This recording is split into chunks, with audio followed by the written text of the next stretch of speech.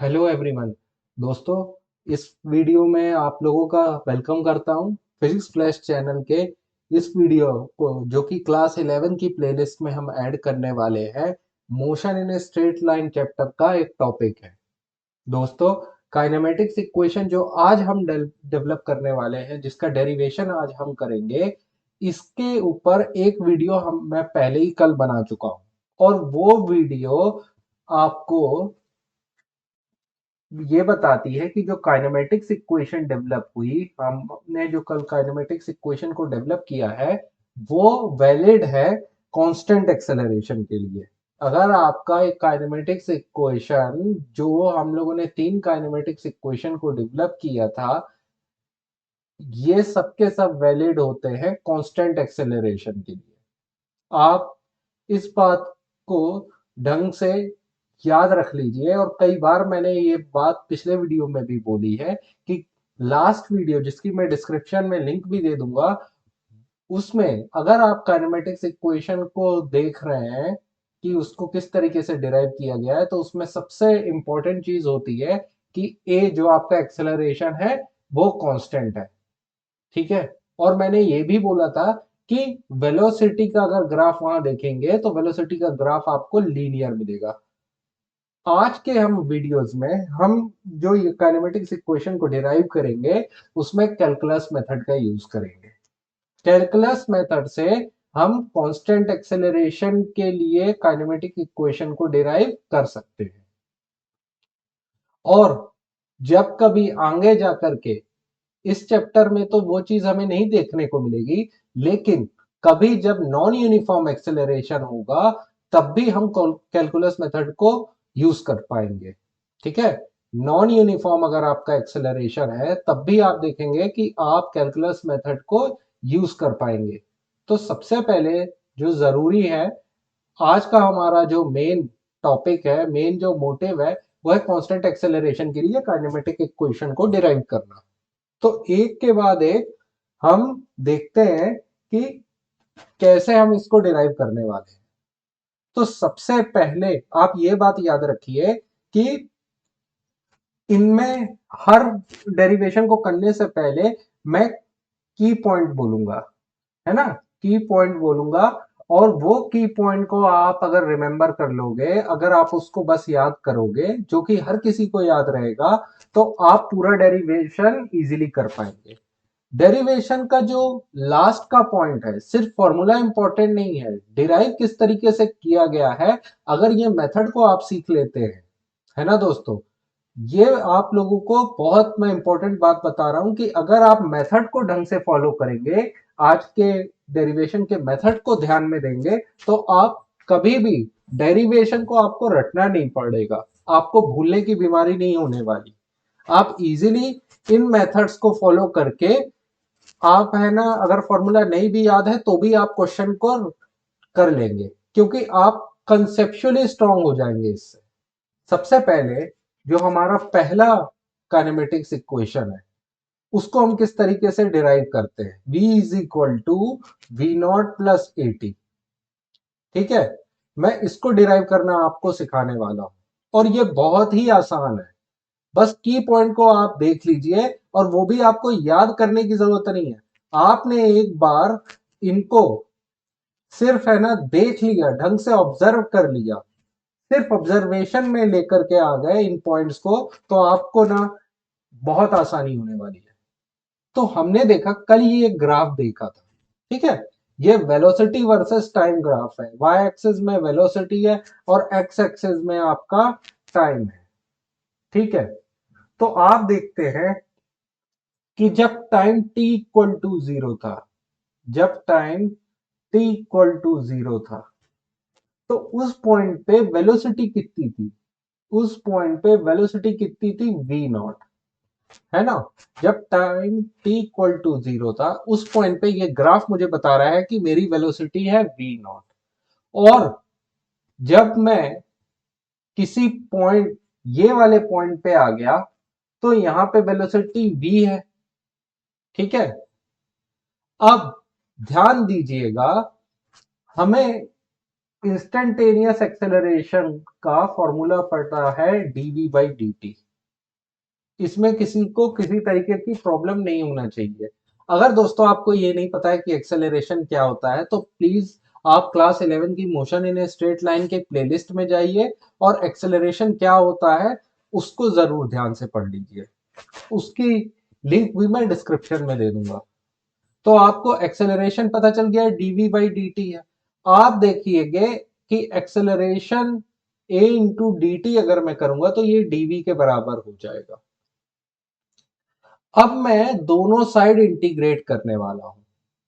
दोस्तों अगर इंटीग्रेशन भी आपको नहीं आ रहा या डिफरेंशिएशन में प्रॉब्लम है, तो बेसिक टूल फॉर फिजिक्स की प्लेलिस्ट है, उसमें आपको इंटीग्रेशन और डिफरेंशिएशन दोनों मिल जाएंगे। तो आपको प्लीज डिफरेंशिएशन और इंटीग्रेशन समझने के बाद ही आप इस वीडियो को देखिए। अगर यह आपको पहले से आता है तो ठीक है, और अगर आपको ये कंसेप्ट नहीं मालूम है तो प्लीज आप है ना प्लेलिस्ट की बटन में आपको प्रोवाइड करा दूंगा, आप उसे क्लिक करके प्लीज इन वीडियोस को जरूर देख लीजिए। एक बार आप ये वीडियोस को देख लेंगे, क्लैरिटी आ जाएगी, तो आपके लिए बहुत आसान हो जाएगा। आप समझ लीजिए आपको ये टॉपिक समझने में 1/10 टाइम लगेगा अगर आप इन दोनों टॉपिक्स को कवर कर लेते हैं, डिफरेंशिएशन या इंटीग्रेशन को। वहां मैंने पूरा बताया है कि डिफरेंशिएशन इंटीग्रेशन होता क्या है और उसका एप्लीकेशन कहाँ कहाँ पे है। ये ग्राफ भी मैंने वहां पे डिस्कस किए हुए हैं।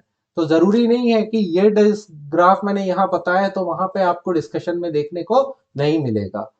और सबसे अच्छी बात है, अगर आप वहां पे जाके प्लेलिस्ट को देख लेंगे तो आपको ये आइडिया मिल जाएगा कि आपको न्यूमेरिकल क्वेश्चन किस तरीके से अटेम्प्ट करना है ना दोस्तों। तो आते हैं हम वापस से।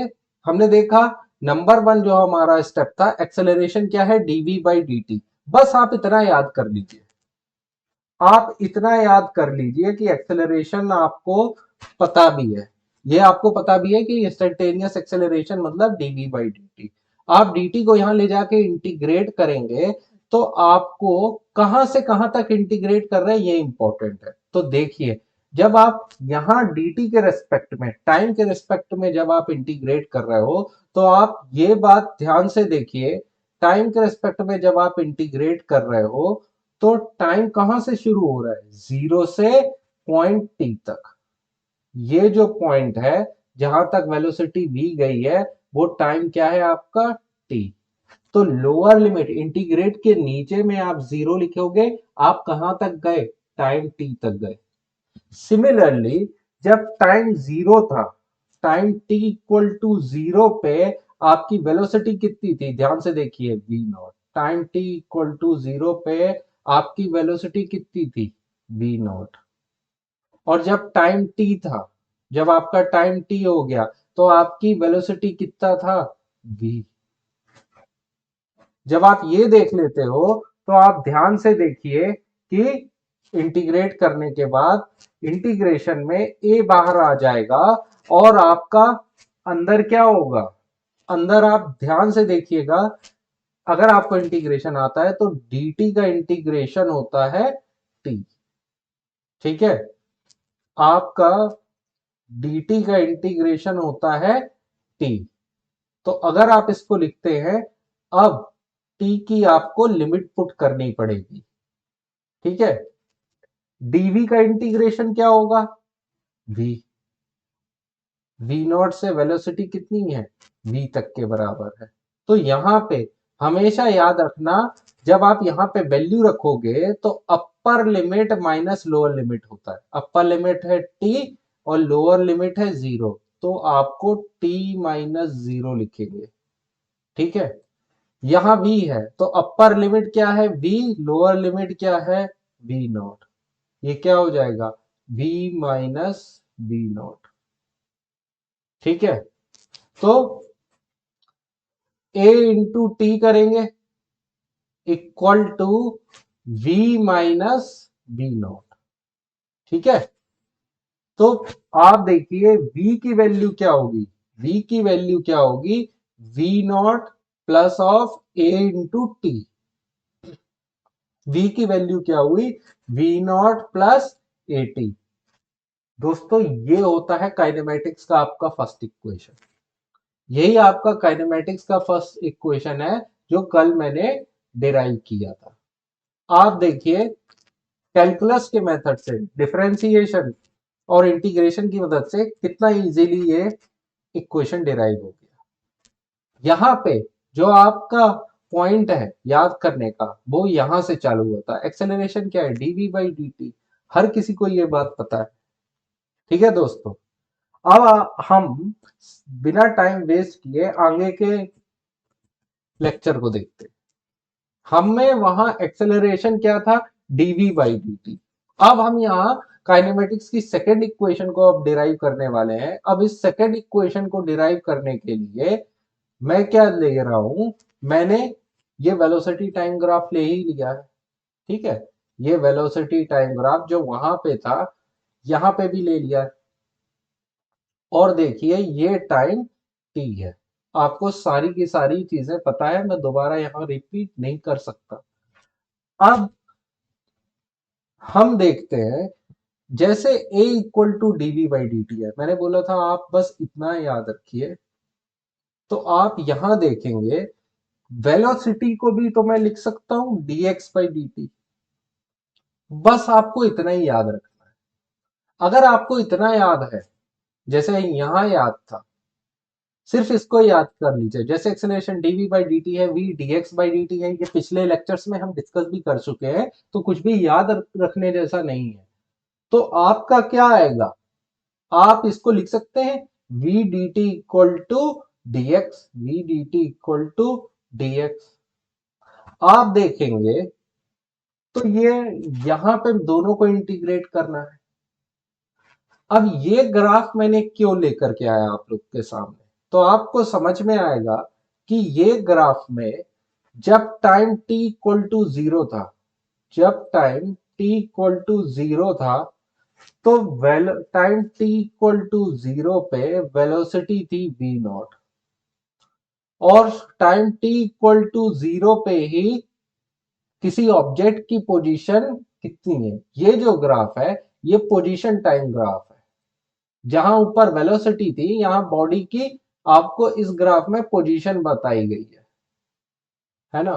तो इस पॉइंट पे आपका पोजीशन दिया हुआ है एक्स नॉट, और सेम टाइम टी पे, उसी टाइम टी पे अगर मैं वेलोसिटी जब v था, आप पोजीशन क्या है मान लीजिए x है, तो अब मैं कहां से कहां तक इंटीग्रेट करूंगा? टाइम तो जीरो से t है, और उसी सेम पॉइंट पे जब t इक्वल टू जीरो पे पोजीशन कितनी थी? x नॉट, और टाइम t पे पोजीशन कितना था? x। अब अगर आप इसको इंटीग्रेट कर देंगे तो आपको सेकेंड इक्वेशन मिल जाएगी। बस ये ज्यादा इंपॉर्टेंट है। आपको किस तरीके से लिमिट चूज करनी है वो सबसे इंपॉर्टेंट है। इसका कैलकुलस का एक और मेथड है। कैलकुलस में ही दो तरीके से मेथड है, मगर किस तरीके से लिमिट चूज करनी है वो अगर आप जान गए, ये ज्यादा इंपॉर्टेंट है इससे ज्यादा कि काइनेमेटिक्स इक्वेशन का डेरिवेशन कैसे आया। तो दोस्तों फिर से मैं आपसे कह रहा हूं, ये एट मोस्ट इंपॉर्टेंट है कि वेलोसिटी dx बाई dt तो आपने दिया, पर लिमिट कैसे चूज कर रहे हो? तो इनिशियल वैल्यू क्या थी? जीरो, तो वो हमारी लोअर लिमिट हो गई। फाइनल वैल्यू टाइम की क्या थी? t, तो वो अपर लिमिट हो गई। अगर dx में देखता हूं, यहां पे मैं देखता हूं कि dx पोजीशन टाइम ग्राफ में वही time t equal to zero पे जब वेलोसिटी v नॉट था, तो पोजीशन कितनी हुई? x not. और वही टाइम t पे पोजीशन कितनी थी? x, है ना। तो v क्या है? v है आपका दोस्तों v not plus a T, v not plus a T. तो इस v की वैल्यू मैं यहां पे पुट करूंगा। ये स्टेप क्यों इंपॉर्टेंट है आप देखिएगा, क्योंकि v को हम t के टर्म्स में लिख पा रहे हैं। ठीक है ना, v को t के टर्म्स में लिख पा रहे हैं। जब आप t के टर्म्स में लिखना इसलिए जरूरी है क्योंकि आप dt के रेस्पेक्ट में डिफरेंशिएट कर रहे हो। जब आप dt के रेस्पेक्ट में डिफरेंशिएट कर रहे हो तो v को t के टर्म्स में अगर आप लिख सकते हो, तो आपको लिखना होगा। इसके बगैर आपने इंटीग्रेट कर दिया तो गलत हो जाएगा। तो ये स्टेप भी उतना इंपॉर्टेंट है। नंबर 1 क्या आपको याद रखना है, इसमें लिमिट कैसे पुट कर रहा है, और दूसरा एक वेरिएबल को, जैसे यहां पे वेलोसिटी को v को लिखना है इन टर्म्स ऑफ t। ठीक है, इतना बस आपको करना है। तो आप देखिए यहां पे अगर वैल्यू पुट कर देते हैं तो ये कितना होगा,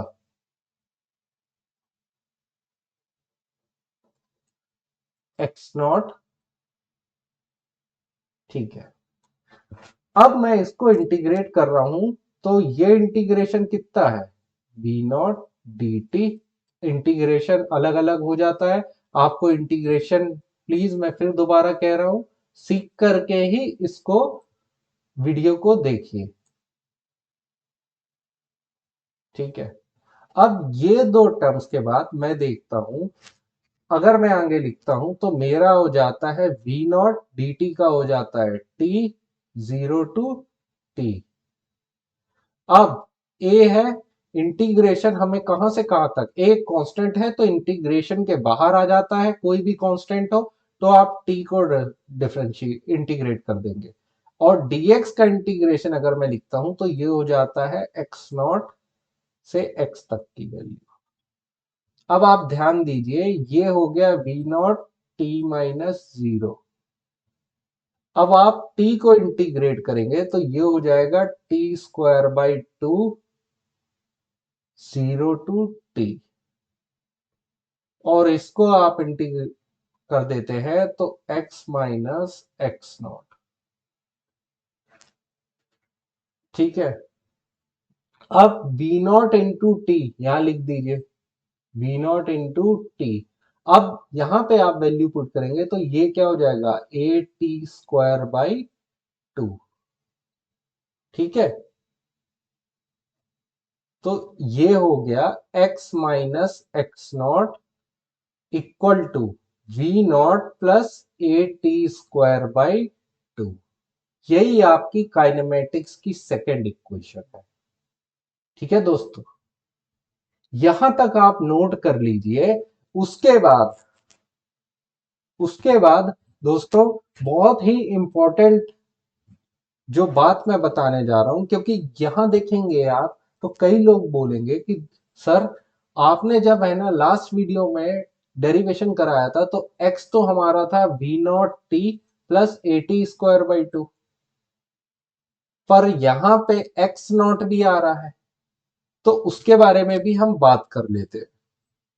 इसको नोट करने के बाद अब हम इस बारे में बात करते हैं, क्योंकि ये बहुत ही इंपॉर्टेंट है। तो दोस्तों मैंने आपको बताया अभी जो हमारा डेरिवेशन आया वो आया प्लस हाफ a t²। और मैंने कहा ये हमारी काइनेमेटिक्स की सेकेंड इक्वेशन है। और जो मैंने एक और डेरिवेशन किया था वो था t plus half a t², ये डिराइव किया था। तो दोस्तों आप ध्यान से देखिएगा कि यहां पे ये पोजीशन थी एक्स नॉट। ठीक है, ये पोजीशन थी एक्स नॉट। अब सेम टाइम टी पे वैल्यू कितनी थी, एक्स, है ना। सेम टाइम टी पे वैल्यू कितनी थी, एक्स। पिछले वाले केस में बॉडी की पोजीशन थी एक्स नॉट, है ना। तो मैंने इंटीग्रेशन करते वक्त लोअर लिमिट लिखी थी एक्स नॉट, तो ये एक्स नॉट यहां पे है। हो सकता है कई बार पोजीशन 0 पे रहे, जैसे अभी आपको दिख रही है। हो सकता है पोजीशन एक्स नॉट पे ना रह के यहां पे ना हो करके 0 पे हो जाए। तो इनिशियल वैल्यू क्या हो गई, एक्स नॉट आपका कितना हो गया, पहले एक्स नॉट था, अब ये एक्स नॉट ना होकर के इस एक्स नॉट की वैल्यू क्या हो गई, 0। हमारी बॉडी कहां से चालू हुई, 0 से चालू हुई। तो हम यहां एक्स नॉट ना रख करके 0 रख देंगे। तो आप देखिए आपको सेम काइनेमेटिक इक्वेशन मिल गई, x equal to v naught t plus half a t square. आपको सेम काइनेमेटिक इक्वेशन मिल गई जो हमने इसके पहले वाले वीडियो में नॉन कैलकुलस अप्रोच से डिराइव किया था। सिंपल हमने वेलोसिटी टाइम ग्राफ का एरिया निकाल लिया था और उस एरिया से हमने डिस्प्लेसमेंट एक्स कैलकुलेट किया था, है ना। और यहां पे मैंने वैल्यू क्या निकाली, x minus x naught v naught t plus half a t square. ये है आपका सेकेंड काइनेमेटिक इक्वेशन। ठीक है दोस्तों, तो अगर आप ढंग से देखेंगे कि वहां पे जब मैंने इंटीग्रेट कर रहा था, जब मैंने इंटीग्रेट कर रहा था v naught plus a t, इसको जब मैं इंटीग्रेट कर रहा था तो dx मैंने यहां इंटीग्रेशन जब किया था तो यहां 0 टू टाइम t लिखा था और x नॉट टू x लिखा था। तो यहां पे इनिशियल जो था वो बॉडी x नॉट पे थी। अब जरूरी नहीं है कि बॉडी इसी पॉइंट पे हो, बॉडी जीरो पोजीशन से भी स्टार्ट कर सकती है, ग्राफ के इस पॉइंट से भी स्टार्ट कर सकती है। तो आप x नॉट ना लिख करके आप वहां पे क्या लिखेंगे, आप x नॉट ना लिख करके वहां पे क्या लिखेंगे, आप लिखेंगे 0। तो आप देखिए अब इसको इंटीग्रेट करेंगे तो x माइनस 0 आएगा, x नॉट नहीं आने वाला। तो ये अंतर है कि मैंने यहां पे x नॉट क्यों लिखा था, क्योंकि ग्राफ मेरा ये था। अगर आपका ग्राफ ऐसा है तो आप x नॉट नहीं लिखेंगे, यहाँ पे 0 ही आएगा, तो आपका जो इक्वेशन होगा ये हो जाएगा। तो दोस्तों मैंने सेकंड काइनेमेटिक इक्वेशन भी डिराइव कर दिया है। ठीक है दोस्तों, अब मुझे करना है थर्ड काइनेमेटिक इक्वेशन डिराइव। तो प्लीज आप अब उस पर ध्यान दीजिएगा। चाहे आप इसको मान लीजिए सेकंड काइनेमेटिक इक्वेशन को, चाहे इसको मान लीजिए, दोनों ही सही हैं। तो चलिए चलते हैं अपने थर्ड काइनेमेटिक इक्वेशन में। तो अब हम जो फर्स्ट काइनेमेटिक इक्वेशन के लिए हमने लिया dv by d T, second kinematic equation के लिए लिया dx बाई डी टी। तो अब हमें थर्ड के लिए भी कुछ याद करने की जरूरत है। हम क्या लेंगे, इसी इक्वेशन को यूज कर लेंगे। ए को आप लिखेंगे dv बाई डी टी, पर आप इसको लिख सकते हैं dv by d x into D x by d T. अगर आप चेन रूल पढ़े होंगे तो आपको ये चीज समझ में आ जाएगा। अब v क्या होता है, dx बाई डी टी होता है। तो आप एक्सेलरेशन की जगह यहां dx बाई डी टी की जगह आप क्या वैल्यू पुट करोगे, आप v को पुट करोगे। आप एक जगह dx बाई डी टी की जगह v को पुट करोगे। तो जब आप v को पुट करेंगे तो आपकी ये इक्वेशन क्या हो जाएगी, a equal to v into d v by d x. A किसके बराबर हो जा रहा है, ए जो आपका है ये ए है। आप इस v into d v by d x में से आप इस साइड क्या ले लिए जाइए, dx ले जाइए, और v dv आपको इस को इंटीग्रेट करना है। अब सबसे इंपॉर्टेंट फिर से चीजें आती है कि आप लिमिट क्या लोगे। यहां पे जो भी काम है आपका लिमिट का है। तो देखो लिमिट क्या है होगी, अगर आप देखते हो तो यहां टाइम t इक्वल टू 0, इस टाइम t से आपकी वेलोसिटी कितनी है, v नॉट से v। ठीक है, v नॉट से v। और जब मैंने ग्राफ, इससे पहले का जो ग्राफ था उस ग्राफ में आप देखिएगा कि आपकी t इक्वल टू 0 पे पोजीशन कितनी थी, x नॉट। हम दोनों ग्राफ ले रहे हैं, एक तो ये ब्लू वाला, ये फर्स्ट केस ले लेते हैं। अगर आपका ग्राफ इस तरीके से है और इनिशियल पोजीशन आपके बॉडी की x नॉट है, तो आप लोअर लिमिट क्या लोगे, x नॉट। यहाँ dx है, dx के अकॉर्डिंग जब इंटीग्रेट कर रहे हैं रेस्पेक्ट में तो आप पोजीशन लोअर लिमिट ये लोगे। फाइनल टाइम t पे आपकी पोजीशन क्या थी, x, तो ऊपर आप x ले लोगे।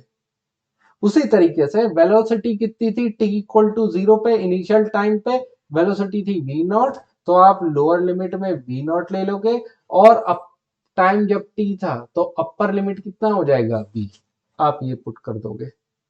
ठीक है।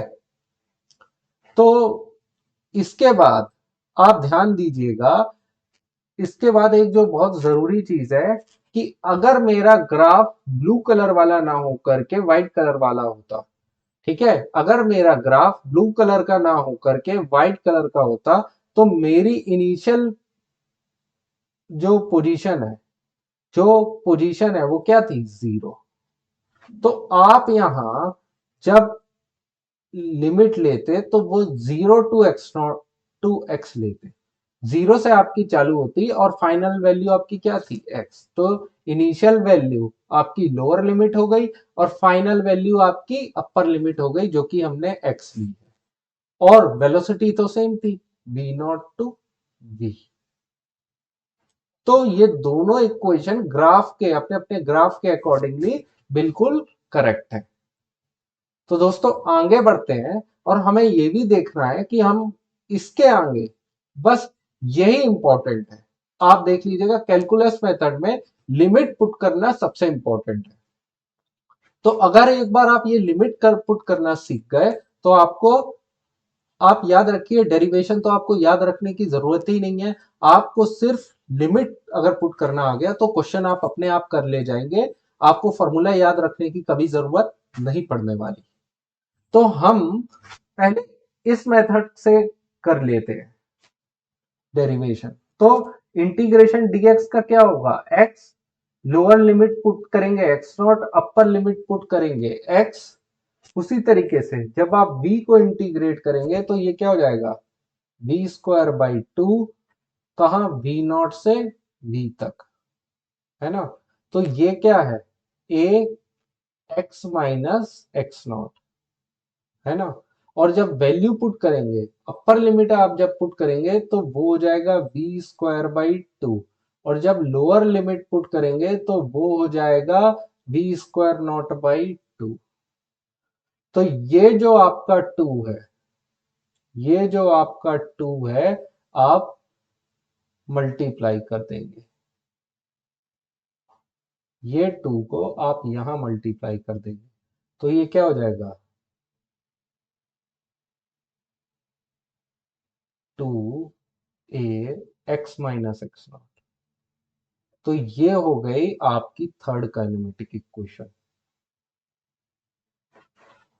ठीक है दोस्तों, अब आप देख लीजिए कि आप बोलेंगे कि सर जब हमने कल एक और वीडियो में काइनेमेटिक इक्वेशन को डिराइव किया था तो वो तो सिर्फ इतना था, v² - v² not equal to 2ax। यहाँ पे तो -x0 एक्स्ट्रा आ रहा है। बिल्कुल सही। अगर हमारी पोजीशन ये है, x0 की जगह 0 है, तो आप x0 की जगह हर जगह वैल्यू 0 पुट करके देख लीजिए। अगर आप x0 की जगह यहां पे वैल्यू 0 पुट करेंगे तो यहां पे क्या आएगा, 0। यहां पे क्या आ जाएगा, 0। और ये टर्म तो होगा ही नहीं, यहां पे भी हो जाएगा 0। तो इसका जो फाइनल इक्वेशन आ जाएगा वो क्या होगा, x0 की जगह सिर्फ आपको क्या पुट करना है, हर जगह 0। तो 2ax माइनस 0 लिखने की तो जरूरत ही नहीं है। तो आपका थर्ड काइनेमेटिक इक्वेशन ये भी है। ठीक है। तो चाहे आप उसको लिख लीजिए चाहे इसको लिख लीजिए, आपको डिपेंड कर रहा है कि आप ऑब्जेक्ट को इनिशियली कहां ले रहे हैं।